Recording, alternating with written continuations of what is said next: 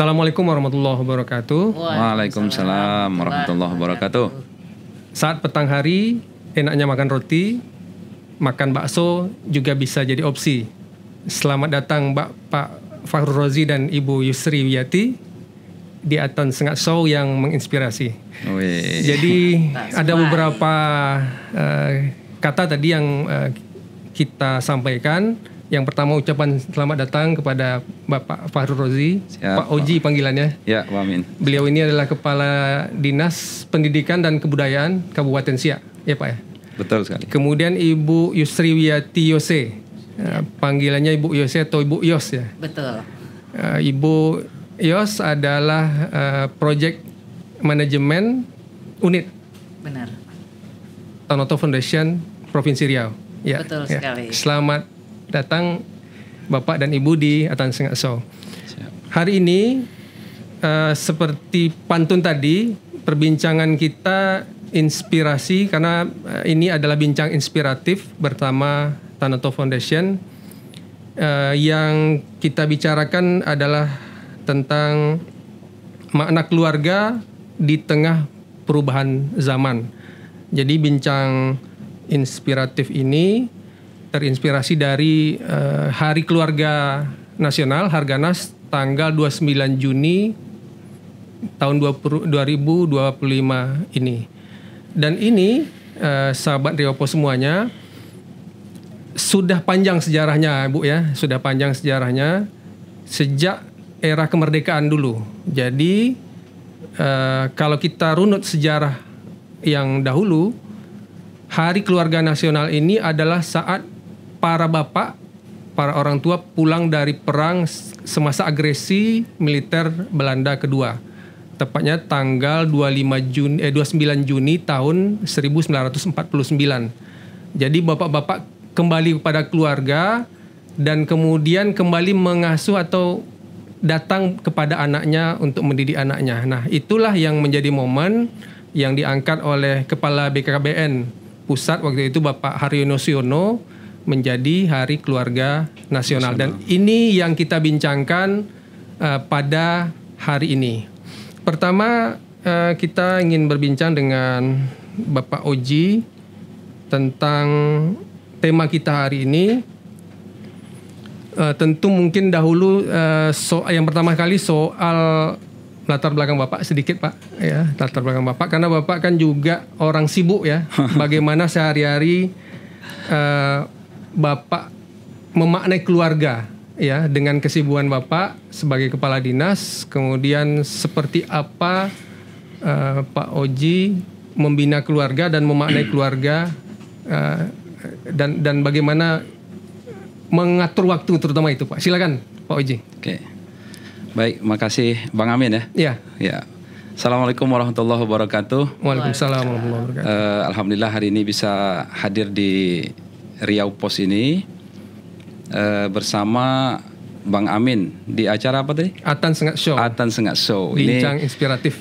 Ini apa ya? Sebuah kebahagiaan juga ya, Bu Yos ya. Iya. Karena belum pernah nih Bang, belum pernah ke Riau Pos. Oh, belum Dulu pernah. waktu kuliah pernah. Iya. Nah, ini momennya berbeda. Ini luar biasa.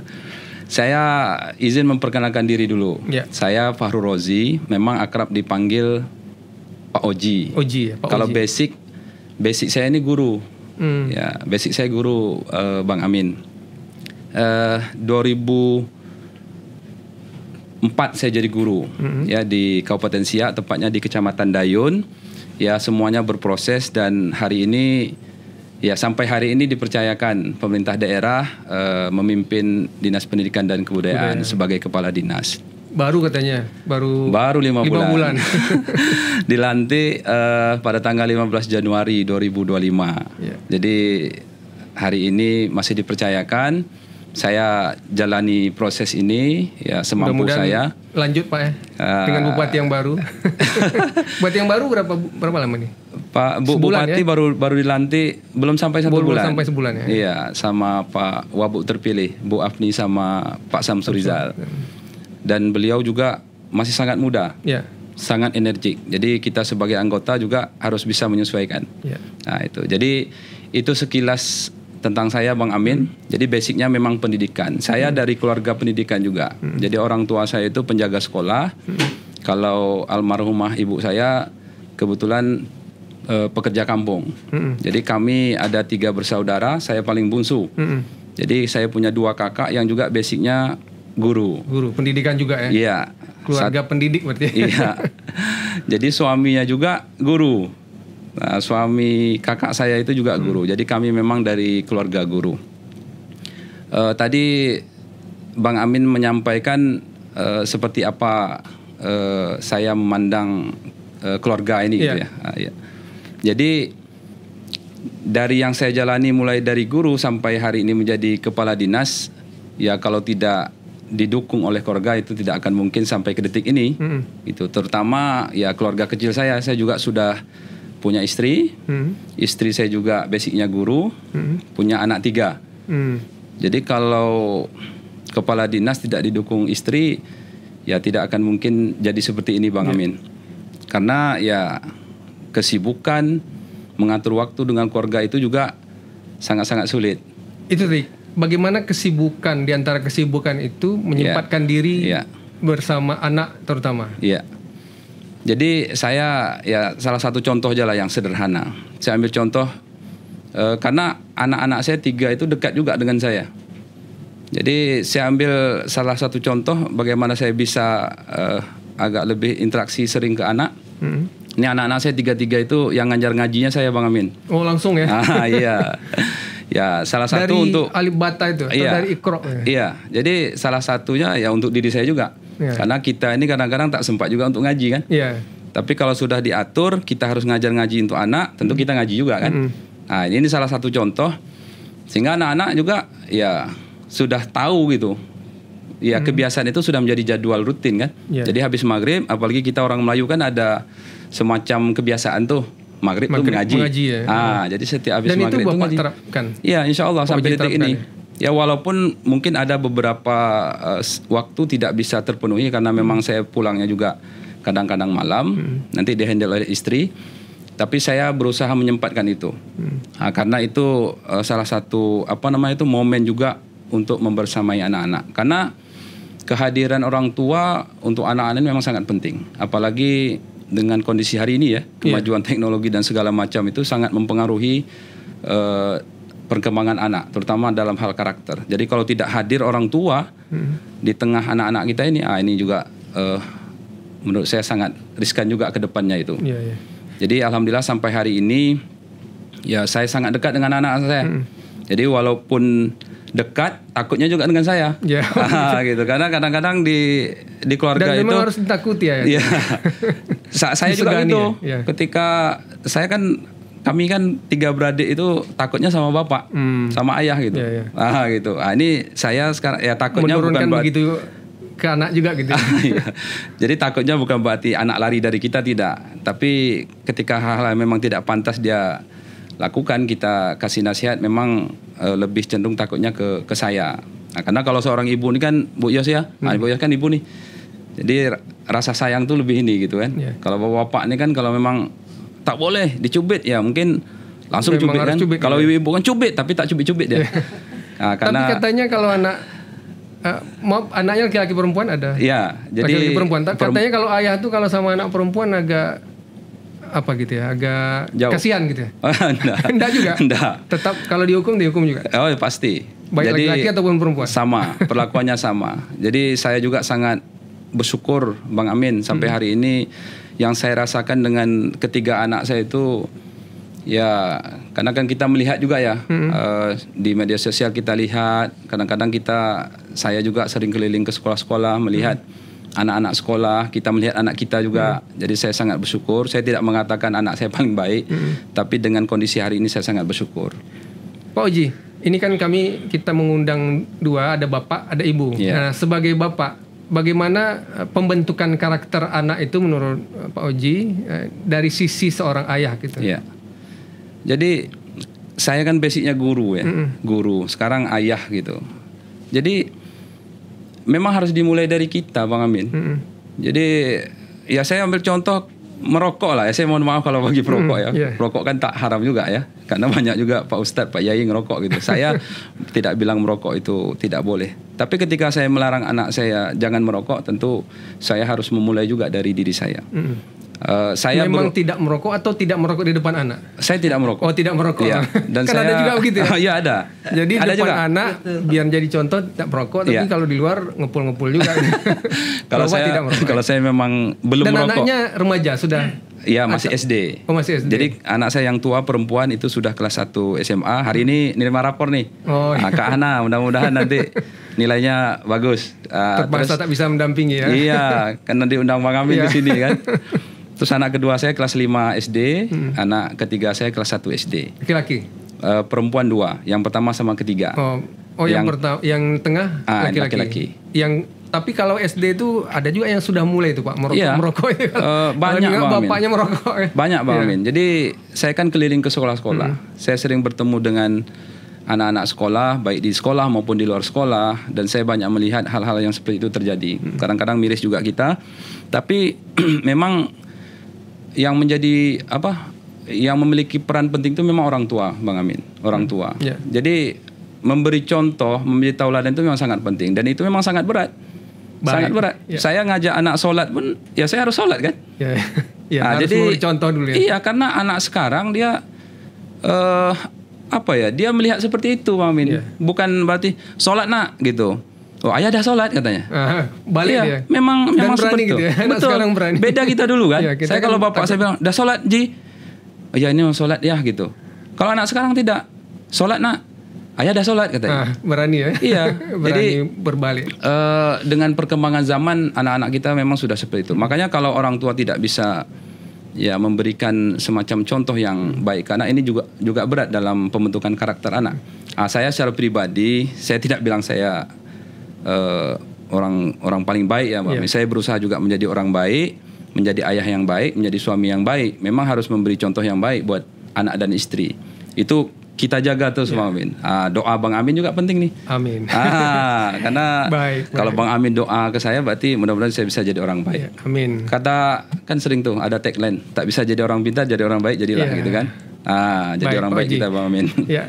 Siap. Kita tahan dulu, masih banyak perbincangan, terutama soal kebijakan. Awalnya soal keluarga dulu. Siap, Bang Amin. Kita ada narasumber kedua, Ibu Yusriwiyati Yose atau Bu Yos ya, Bu Yose. Ya. Pertanyaan yang sama, Bu. Yang awal ini, apa makna keluarga menurut Ibu? Ya, silakan, Bu.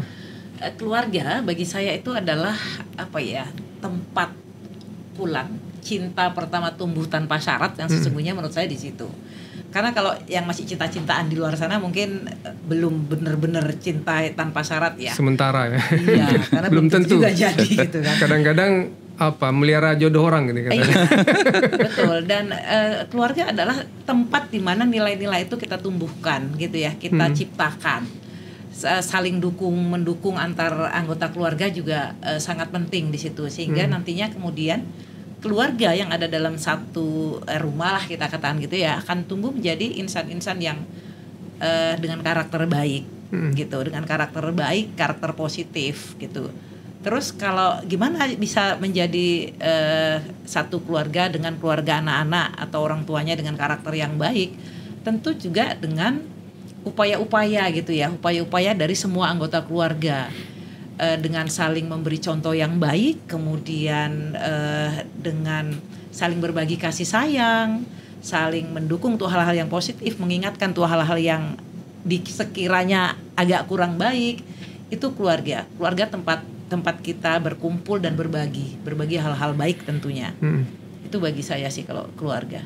Nah, tadi pertanyaan yang sama, namun dengan nada yang berbeda, karena Pak Oji tadi Bapak, sekarang Ibu. Sebagai ibu, bagaimana menurut Bu Yose, seorang ibu membentuk karakter anak itu? Oke.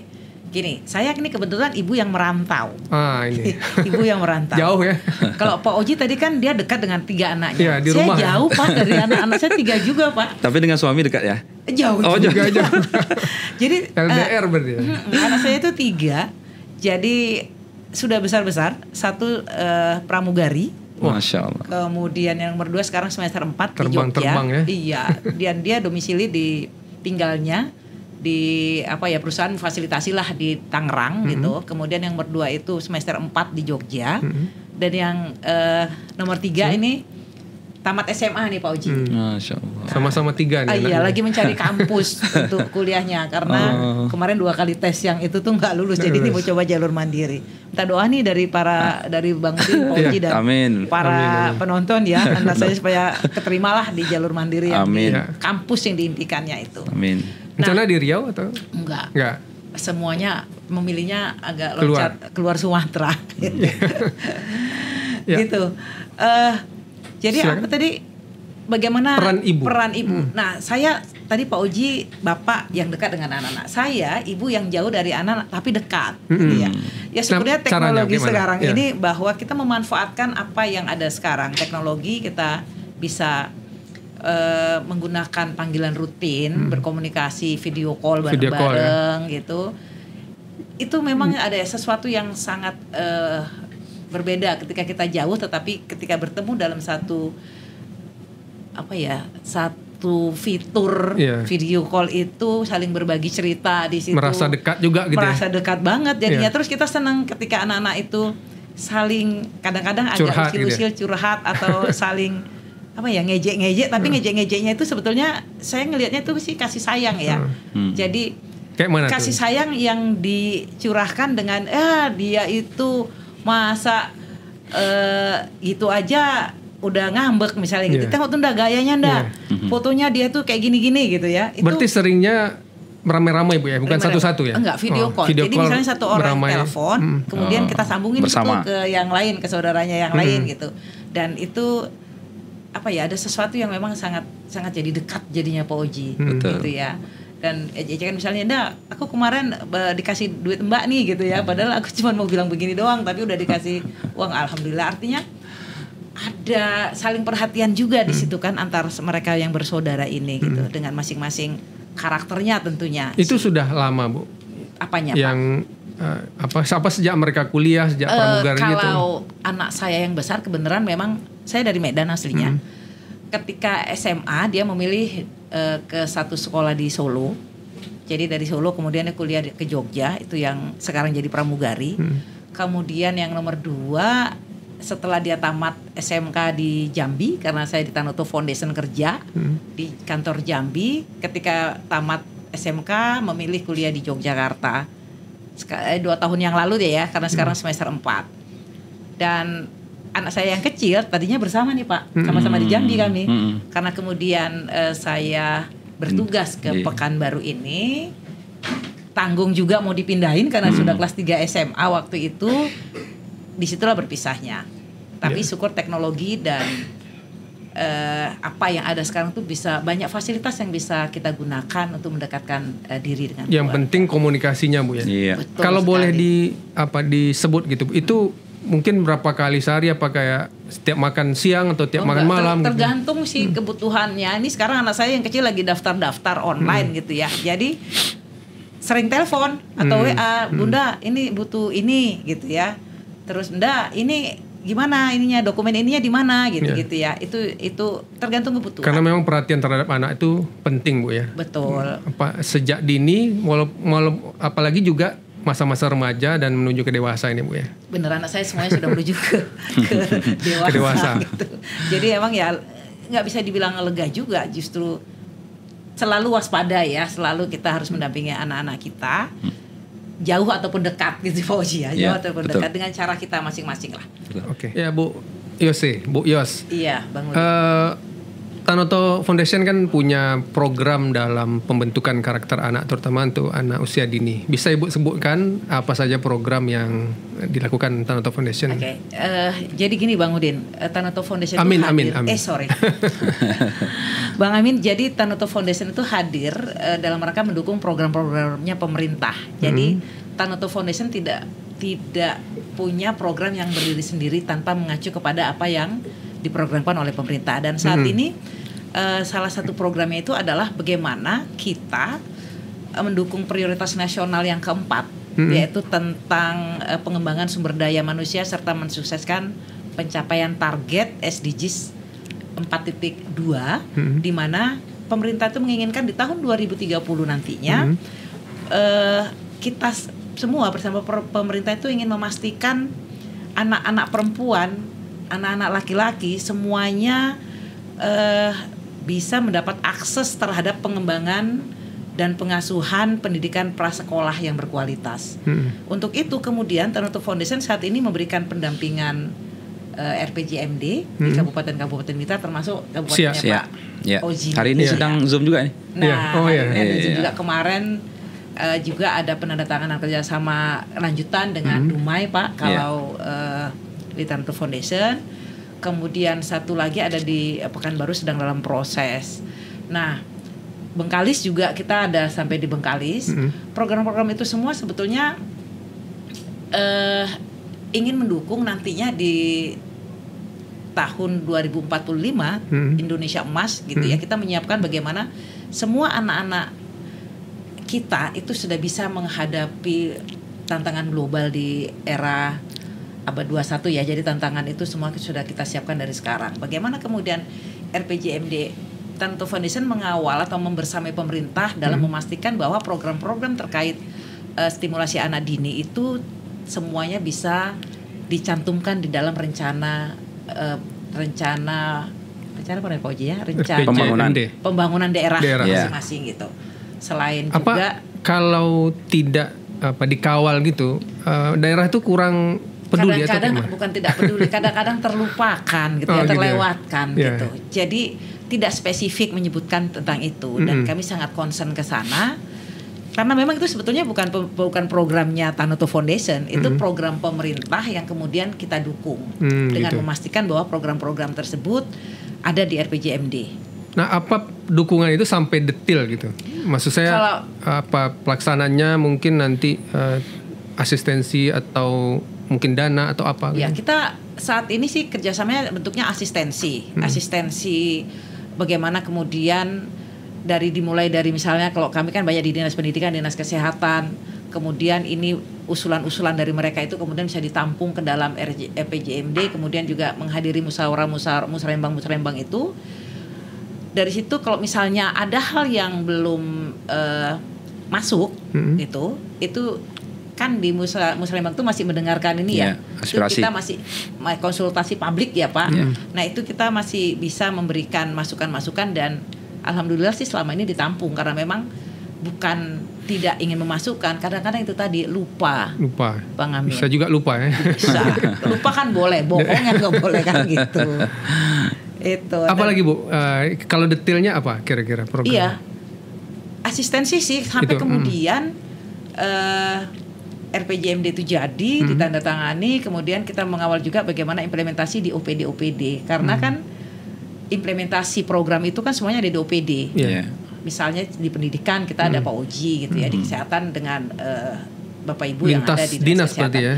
Sesuai dengan programnya lah ya, kesehatan di Dinas Kesehatan atau dengan Dinas DP3KB ya, DP3KB, AP2KB. Wah, panjang sekali itu ya. Wah, panjang. Ya, perempuan dan anak lah gitu. Kepala dinasnya pun lupa mungkin apa kepanjangannya itu. Iya, jadi asistensi itu sih yang banyak Bang Amin yang cita-citanya itu tadi di 2045 sumber daya unggul akan tercipta dari situ gitu, dan mudah-mudahan kita bisa menjawab bonus demografi ya Pak ya di tahun itu dengan menyiapkan anak-anak dari sekarang. Sekarang kita kembali ke Pak Oji. Tadi kita bincang soal keluarga, sekarang kapasitas Bapak sebagai Kepala Dinas Pendidikan dan Kebudayaan. Nah, sekarang kan sedang pendidikan karakter nih paling penting ini Pak. Juga pendidikan usia dini ya. Nah, kalau di SIA sendiri yang Bapak lakukan itu apa program-program kemudian implementasinya tentang pendidikan karakter ini?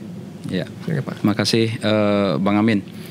Ini sedikit apa tadi Bu Yos ya? Lanjutkan ya. Ya sedikit aja karena kami dengan Tanoto ini kan sudah mitra lama nih Bang Amin. Sudah dari tahun 2018. Jadi memang Tanoto ini dia bertransformasi lah. Jadi udah melebarkan sayapnya. Memang kemarin di awal-awal kita fokus Tanoto mendampingi sekolah-sekolah mitra kami ada di SIA. Ini dua hal yang selalu dikawal sama Tanoto terkait masalah proses pembelajaran, juga terkait masalah tata kelola. Jadi ada guru, ada kepsek. Nah, sekarang Tanoto seperti yang Bu Yos bilang. Jadi sebetulnya bukan, kadang-kadang kami juga Bang Amin butuh memang hal-hal seperti itu. Karena pendidikan ini kan tak bisa dikerjakan sendiri Bang Amin. Harus sama-sama berkolaborasi. Nah, jadi hadir Tanoto mengingatkan kita, terutama mengawal dari sisi perencanaan, mulai dari RPJMD, nanti sampailah kita ada, tadi kemarin kan sudah forum konsultasi publik kami. Ini 5 tahun ke depan sudah dirancang, sedang proses juga, sampailah nanti kami merancang program dan kegiatannya. Ini kami ya sangat terima kasih sama Tanoto. Terus berkaitan dengan pertanyaan Bang Amin masalah karakter. Jadi hari ini memang guru harus sadar juga Bang Amin. Kalau hanya berkutat dengan mengajar saja, ini guru akan tertinggal juga. Karena perkembangan teknologi hari ini, ya anak-anak sudah sangat familiar dengan IT ini. Jadi kalau dia tidak bisa jawab satu soal saja, dia bisa chat GPT kan, bisa tengok di Gemini juga, bisa tengok di YouTube juga. Jadi sudah banyak sumber yang bisa diambil oleh anak-anak kita. Nah, satu hal yang tak bisa digantikan masalah membina karakter. Nah, ini yang tak perilaku tak bisa itu kan. Jadi tablet tak bisa tuh. Mengajarkan harus karakter kan, harus guru. Makanya itu yang tak bisa menggantikan guru sampai hari ini. Tapi butuh guru yang berkarakter juga. Nah, hari ini Pemda Siak melalui Dinas Pendidikan sudah banyak upaya dalam rangka memperkuat karakter anak. Memperkuat, karena karakter ini harus tumbuh dari keluarga tadi Bang Amin. Peran keluarga itu nomor 1. Ibu gitu kan, ayah itu nomor 1 perannya. Jadi di sekolah kita perkuat karakter. Kalau di Siak, program pemerintah daerah Kabupaten Siak, kita ada kalau di SD itu namanya MDTA. MDTA ini Madrasah Diniyah Takmiliyah Awaliyah. Ini 4 tahun dia, non formal di bawah Kementerian Agama, tapi Pemda support. Di jenjang SMP kita ada namanya MDTW, Madrasah Diniyah Takmiliyah Wusto. Nah, ini apa juga untuk karakter anak juga. Di samping itu ada pembiasaan-pembiasaan yang juga ini pasti ada semacam kebijakan pemerintah pusat, pemerintah daerah. Hari ini menteri baru, dulu menteri Mas Nadiem ini ada namanya kurikulum Merdeka, pelajar Pancasila namanya. Oh gitu. Nah ini kalau Pak Mukti sudah ada 7 kebiasaan anak Indonesia. Dan itu muaranya pendidikan. Iya, karakter. Karena mulai dipandu dari bangun tidur, hidup sehat, makan bergizi, dan di Siak kita tambah 1. Apa itu? Jadi 7 kebiasaan anak Indonesia. Kalau di Siak 8 kebiasaan anak Siak. Tambah 1 ya. Satu itu maghrib mengaji. Maghrib mengaji. Karena mayoritas di Siak itu orang kita Melayu. Saya orang Melayu Bang Amin. Jadi dulu memang habis maghrib itu memang mengaji. Jadi jadwal mengaji sama makan bersama kalau kita orang Melayu biasanya setelah maghrib. Nah, itu kebiasaan itu karena positif kita ingin tumbuhkan lagi di Kabupaten Siak Bang Amin. Dan maghrib mengaji biasanya sejak dini. Nah, pendidikan dini ini mungkin saya tanyakan kepada Bu Yos, bagaimana menstimulasi, katanya kan stimulasi ini salah satu program, stimulasi anak usia dini ini salah satu program dari Tanoto Foundation.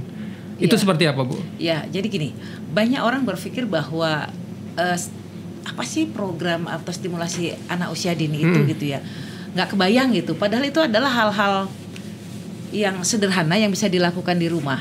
Pola pengasuhan dan stimulasi anak usia dini ini kan dilakukan dari umur 0 sampai 3 tahun. Karena di sini adalah masa-masa emas pertumbuhan anak itu gitu ya. Jadi apa sih yang harus dilakukan oleh orang tua ketika di rumah? Stimulasi itu bisa dilakukan dengan pelukan, dengan tatapan mata ketika anak bayi gitu ya. Misalnya kan dia merengek-rengek, kita nggak ngerti, kita kadang-kadang kita pahamnya, oh anaknya pipis, anaknya sedang BAB, perlu dibersihin, padahal tidak. Kadang-kadang anak itu memang butuh perhatian. Jadi kalau kita lihat masa lalu atau ingat-ingat misalnya anak-anak bahasa Jawa di kudang-kudang gitu ya, di nang-ning dong. Itu sebetulnya apa ya, stimulasi. Ditimang kalau Melayu. Ditimang gitu ya. Itu stimulasi yang memang sangat penting dilakukan. Jadi stimulasi itu bisa dilakukan dengan cara menimang-nimang, merespon apa yang dilakukan anak sekalipun dia cuman gitu ya. Itu dia butuh respon dari kita.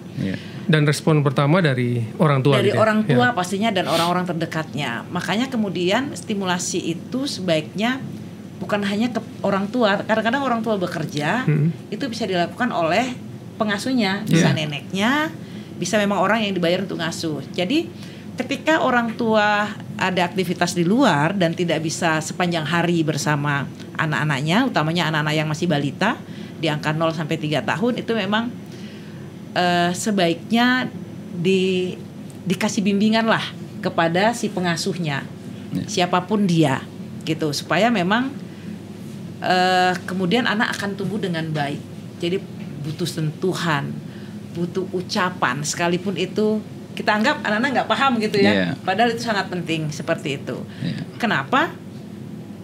Karena memang itu harus dilakukan dan pemerintah kita sangat concern dengan itu. Itu masuk ke dalam SDGs 4 di target 4.2 di mana kita ingin memperkuat 5 sisi dari kesehatan dan peran pengasuhan dalam usia dini itu, Pak. Jadi memang ayolah kita peluk anak kita ketika pulang di ujian. Jadi wah udah besar nggak perlu, ya mungkin nggak dalam pelukan, tapi dengan bagaimana kita berdiskusi menanyakan apa yang dilakukan. Kalau untuk anak-anak kita yang masih balita, mari kita peluk, mari kita respon apa yang terjadi dengan dirinya gitu, dan itu mudah-mudahan. Kalau di Tanoto Foundation sendiri itu ada program khusus atau seperti apa, Bu? Untuk program stimulasi anak dini itu juga lagi-lagi kita mengawal bagaimana kemudian pemerintah daerah memprogramkan program-program stimulasi anak dini itu. Di Dinas Kesehatan misalnya banyak sekali sudah programnya, dan ini payungnya harus jelas juga gitu ya. Jadi emang ada peraturan, kemudian ada edaran atau apalah yang kemudian bisa membuat peran banyak pihak gitu, banyak pihak dari pemerintahnya, dari masyarakatnya, dari kelurahan atau desa sampai kepada kabupaten di dinas-dinas terkait tentunya gitu. Karena banyak dinas ya yang mengurus soal ini. Lintas sektoral macam-macam kan di situ kan, termasuk dinas pendidikan juga masuk di situ gitu. Jadi itu kalau di Tanoto Foundation itu Pak sampai saat ini. Terus ada sih contoh sebetulnya rumah anak sigap yang dibangun, di mana di situ sudah disiapkan kader-kader yang dilatih khusus, kemudian disiapkan rumah dengan tempat-tempat khusus dan mainan-mainan khusus, mainan-mainan stimulus tentunya di situ disesuaikan dengan usia anaknya. Dan rumah sigap itu seperti PAUD gitu atau? Bukan sih, karena dia bukan sekolahan, tetapi tempat yang disiapkan untuk anak-anak dan orang tua berkumpul yang didampingi oleh para kader yang sudah dilatih gitu. Bagaimana anak-anak kemudian bisa terstimulus terbiasalah dengan ketemu dengan banyak orang, dengan interaksi dengan mainan gitu. Karena banyak sekarang remaja-remaja yang menikah itu mungkin tidak siap ya Bu ya, menjadi ibu atau menjadi ayah, tidak tahu bagaimana cara menstimulus anak itu. Itu mungkin perlu dididik lagi. Programnya bukan hanya untuk anak 0 sampai 3 tahun, tetapi memang kita juga bagaimana vitamin tambah darah untuk anak remaja itu kan banyak yang nggak tahu ya. Nah itu sebetulnya sangat penting, karena dari situ nanti anak-anak ini kan kemudian kan dewasa dan menikah. Menjadi ibu menjadi ayah. Karena pertumbuhan anak itu kan dimulai dari kandungan. Itu yang harus disiapkan. Dan sayangnya memang kemarin dari survei minggu yang lalu kita ada pertemuan nasional tuh rutin untuk menambah wawasan kita lewat Zoom, itu ternyata memang masih sangat rendah anak remaja yang rutin mengkonsumsi vitamin tambah darah. Itu ternyata sangat penting gitu ya. Ternyata itu sangat penting untuk menyiapkan anak-anak sehat ke depan. Anak-anak dengan yang bisa tumbuh dengan baik lah gitu. Pencegahan stunting dimulai dari situ gitu.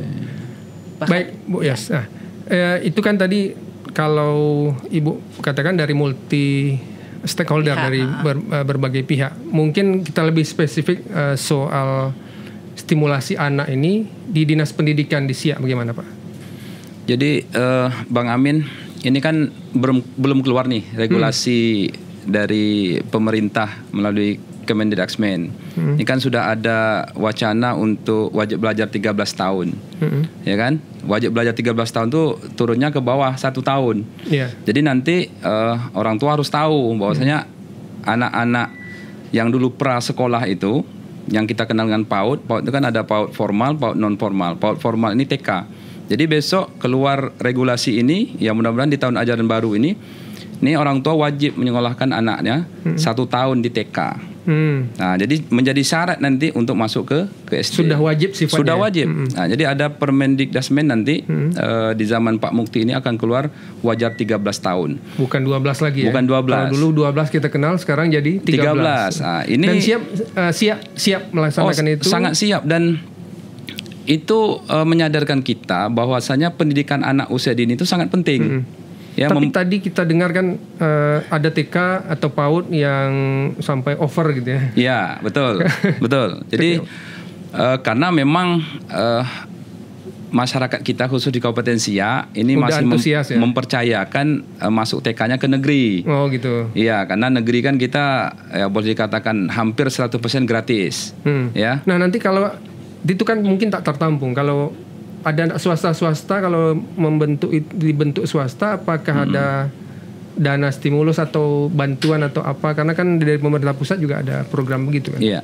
Jadi memang kalau pemerintah pusat sudah bantu pendidikan usia dini ini melalui dana BOSP atau dana BOP lah, kita sering kenal dana bantuan operasional pendidikan ini kan.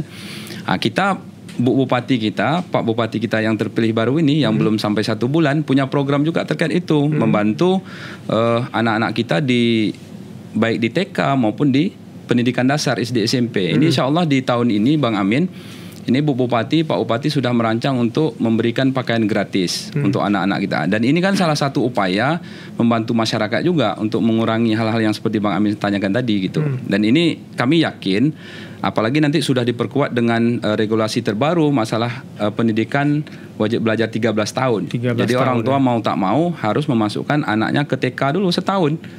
Nah ini, dan kita juga sudah menganalisis ada beberapa titik kita di Kabupaten Siak yang memang sekolahnya itu belum bisa kita bangun TK. Artinya nanti yang 1 tahun ini akan kita include-kan di SD. Oh, di pra SD gitu ya? Iya, artinya dia belajar di SD gitu. Belajar di SD, kita tumpangkan di SD. Karena anak-anak kelas 1 dan kelas 2 itu masih bisa, waktunya masih bisa Pak. Karena transisi PAUD TK ke SD ini kan harus paham juga kita. Anak dari TK ke SD, ini transisi ini juga lumayan penting Bang Amin. Ya, tidak bisa guru SD kelas 1 langsung mengklaim anak ini harus bisa baca. Belum bisa, ini transisinya juga lumayan apa gitu. Kita sudah sampaikan ke guru-guru kita, karena transisi ini guru-guru kelas 1 SD itu juga harus paham. Anak baru tamat TK masuk ke SD, ini masih bermainnya masih kuat. Masih suka main gitu. Oh, masih sangat. Karena anak saya kan kelas 1 SD sekarang. Jangan fokus sama baca, tulis, hitung saja. Ya, bermain sambil belajar. Nah, ini harus transisi. Banyak mainnya ya. Iya. Main sambil belajar. Iya. Jadi pendidikan anak usia dini ini sangat penting, apalagi berkaitan dengan karakter di sekolah. Jadi kami di Kabupaten Siak mengawal hal ini, bekerja sama juga dengan organisasi mitra. Kita ya ada Tanoto. Kalau di RAPP itu kita ada April juga. Ini sangat membantu kita Bang Amin di Kabupaten Siak. Banyak kabupaten yang mau kerjasama, tapi ya nggak tahu nih. Siak karena mungkin mungkin karena daerah operasi ya, saya tak paham juga. Tapi kita bersyukur sekali di Siak ada pihak di luar dari pemerintah. Ini organisasi yang mau bantu kita, mendampingi kita dari banyak hal. Bukan dari sisi implementasi pembelajaran tata kelola, tapi tadi dari hal mulai dari perencanaan juga dibantu untuk sama-sama mengawal, biar lebih mantap gitu Pak Amin. Baik Pak Oji, mungkin ke Bu Yos, seperti yang disampaikan Pak Kadis tadi, Pak Oji, itu kan ada andil juga dari Tanoto Foundation, apalagi soal pendidikan anak usia dini. Bisa Ibu jelaskan lagi? Seperti apa rincinya, bukan sekedar program tapi implementasi lebih jauh gitu? Kalau di tahun ini memang kita masih fokus ke perencanaan ya. Kita mengawal memastikan dulu bahwa apa yang menjadi program nasional itu memang tertampung dengan jelas gitu. Tidak samar-samar kata dan kalimat yang termaktub dalam perencanaan. Jadi tahun ini memang kita masih fokus ke payung hukumnya lah gitu ya, atau peraturannya yang memayung itu nantinya gitu. Kemudian yang ini kemudian juga akan disauti oleh OPD gitu. Jadi tidak hanya tercantum tetapi nanti bisa dilakukan bersama-sama gitu. Kalau tahun ini masih di situ. Jadi belum ada yang kalau Bang Amin maksudkan tadi adalah apa sih program realnya di Tanoto Foundation. Kalau di pendidikan iya. Beberapa tahun yang lalu kita langsung melatih guru-guru gitu, pendampingan, kemudian macam-macam kegiatannya banyak. Tetapi kalau untuk stimulasi anak dini, kemudian program stunting pada umumnya, tahun ini Tanoto Foundation baru fokus kepada bagaimana menguatkan ini ke dalam memastikan semuanya tertampung dalam RPJMD. Masih Perencanaan. seperti itu. Di perencanaannya itu yang kita kuatkan dulu. Oke. Ya, baik Bu Yos, Pak Oji. Siap. Memang pendidikan anak usia dini ini sangat penting karena merupakan pembentukan karakter bagi anak-anak. Ada sebuah kutipan menarik dari Chaim Ginott, seorang psikolog asal Amerika. Dia mengatakan anak-anak itu seperti semen basah. Jadi apa saja yang jatuh menimpa mereka pasti akan meninggalkan jejak. Jadi apa yang kita sampaikan kepada mereka itu akan berdampak luas, akan berdampak lebih lanjut pada masa depan mereka. Nah, ada juga saya dapat kisah inspiratif ya, karena bincang kita inspiratif hari ini, bahwa ketika ada seorang ayah yang memarahi anaknya yang memotong bunga, maka seorang ibu kemudian menyampaikan, "Wahai ayah, kita tidak sedang membesarkan bunga, tapi kita sedang membesarkan anak." Jadi bunga itu biar aja terpotong, biar aja diambil, biar aja. Tapi bagaimana anak ini tidak jatuh mentalnya. Nah, itu sebuah kutipan yang juga menarik. Dan selain itu kita juga minta mungkin ada closing statement atau ada kutipan yang menarik dari Ibu dan Bapak. Siapa duluan nih? Tergantung Bang Amin. Ya. Oke, kalau saya Ibu dulu lah. Ladies first. Ya. Silakan closing statement Bu Yos. Baik, Pak Amin. Pertama saya ingin mengucapkan selamat Hari Keluarga Nasional tahun 2025. Dan Bapak Ibu, Ayah Bunda semuanya, di tengah arus perubahan zaman, mari tetap kembali kepada keluarga, karena keluarga di situ kita akan menemukan cinta yang sesungguhnya, kemudian saling mendukung dan kita bisa lebih bermakna bersama keluarga. Oke, terima kasih closing statement-nya Bu Yos. Kemudian Pak Oji, silakan Pak. Siap. Makasih Bang Amin. Sama seperti Bu Yos. Ya. Jadi mengucapkan selamat Hari Keluarga Nasional tahun 2025 di bulan Juni ini. 29 Juni. Ya. Iya, 29 Juni ya. Karena saya dari pendidikan, saya memang sangat berharap peran orang tua sangat penting dalam menumbuh kembangkan karakter anak. Jadi saya menghimbau, mengajak seluruh orang tua, termasuk saya pribadi, termasuk mungkin kita di sini Bang Amin, mari kita beri contoh-contoh baik buat anak-anak kita, karena menanamkan karakter ini memang harus dari dini. Ya, kalau anak sudah berkarakter, insya Allah kedepannya itu makin lebih mudah. Kalau masalah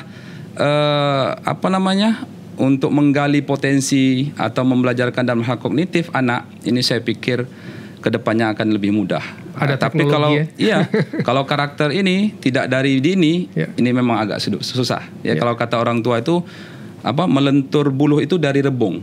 Kalau sudah jadi buluh dia nanti susah dan bisa jadi patah. Nah, makanya sekali lagi di momen spesial ini kita mengajak orang tua, seluruh orang tua di Indonesia, terutama di Kabupaten Siak, mari sama-sama kita beri contoh baik buat anak-anak kita. Mudah-mudahan anak kita di seluruh Indonesia menjadi anak-anak yang baik dan anak-anak yang pintar semuanya. Amin. Terima kasih Pak Oji, Bu Yos. Dengan demikian berakhir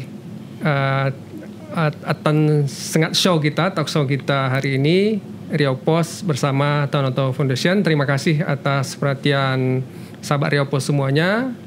Silakan like, share, dan subscribe. Assalamualaikum warahmatullahi wabarakatuh. Waalaikumsalam warahmatullahi wabarakatuh.